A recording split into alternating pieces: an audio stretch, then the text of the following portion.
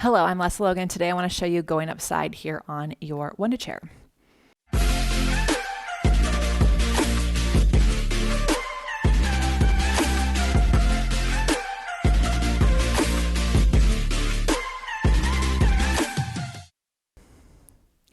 So going upside, first of all, if you have not ever done on a high chair, I highly recommend checking out the prep for this.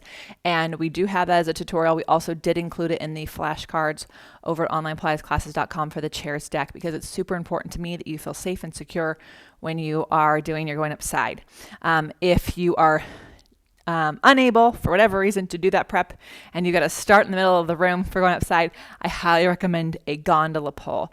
Not necessarily a teacher or a person that you can reach for, because I don't want you to actually reach for them, but I do want you to have something you can ground down and really feel the lift against, right? So you typically would do this as one top, one bottom spring. If you're looking at that flashcard deck, I explained how to understand what that is depending on what your chair looks like.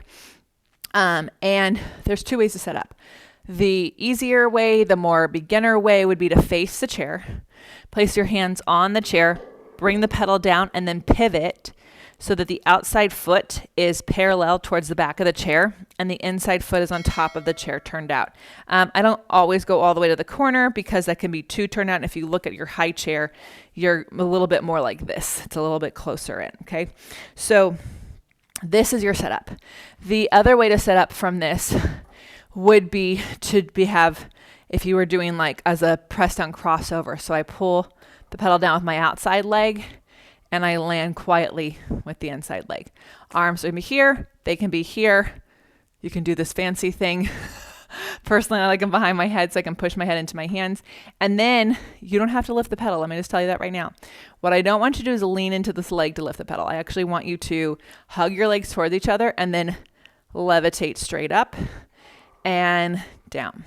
So as I go up, I'm pushing down into this pedal. As I go down, I'm standing in my leg. And so we're just going up and down, not riding the spring at any point. And then you would step down, turn around, and replace yourself however you want to do your setup.